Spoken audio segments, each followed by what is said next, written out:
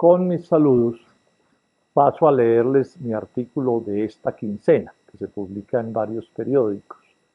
y que tiene que ver con el acto de matonería con el que el duquismo, este jueves pasado, impidió que se hiciera el debate de moción de censura al ministro Carlos Holmes Trujillo. Se titula así: en el Senado, golpe a la democracia. El sabotaje a la moción de censura contra Carlos Holmes Trujillo, el ministro de Defensa que desacredita a la fuerza pública porque ha mentido y engañado para que él y el presidente Duque violaran la ley, es de lo peor que ha pasado en la historia del Senado. Porque la decisión duquista de matonear para proteger a un funcionario indigno y porque esos 58 senadores encabezados por Arturo Char, quien nunca debió ser electo presidente, prevaricaron descaradamente y agredieron a la oposición. Pues los servidores públicos solo podemos hacer lo que nos esté autorizado por la ley y no existe norma que permita no tramitar una moción de censura una vez la ha solicitado el 10% de los senadores, como ocurrió. También fue un brutal rompimiento de la Ley Quinta de 1992, del reglamento del Congreso, aprobar una proposición impidiendo la moción.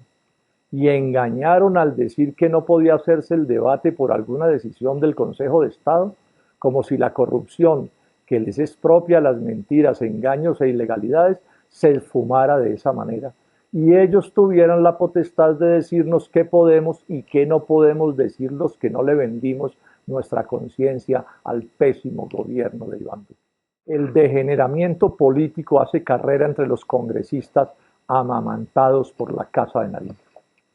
¿Por qué actuaron así si contaban con votos suficientes para ganar la moción de censura contra Holmes, aunque no tuvieran razón, y sabiendo que Duque además puede encimarle la cruz de Boyacá a este engolado burócrata de casi todos los gobiernos, la misma que le regaló a Macías?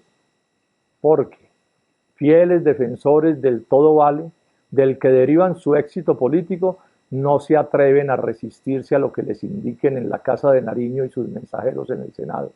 de lo que depende su adicción a la mermelada. Vergonzosa condición la de todos o casi todos los senadores del Centro Democrático y los de Cambio Radical, la U, el conservatismo, el liberalismo y Colombia Justa y Libre, que fueron uribistas y santistas y ahora son duquistas. Porque así hagan demagogia maquillando su matonería con falsas invocaciones democráticas, lo que intentan es imponer en Colombia la concepción despótica de que como ganaron la presidencia, pueden pisotear la separación de los poderes y los derechos de las minorías, fundamento de la democracia constitucional, sometiendo al Congreso por las buenas, entre comillas, de endulzarlo y a la justicia a las patadas. Y ojo, clase de primer año de derecho, no existe democracia porque se elija al presidente, sino porque se elige y además éste respeta las normas y no actúa inspirado por ningún tirano. Porque les dio miedo que los colombianos conocieran los detalles con los que Duque violó la Constitución al autorizar tropas norteamericanas en Colombia y la volvió a violar cuando el Tribunal Administrativo de Cundinamarca le ordenó que le pidiera permiso al Senado sobre esos militares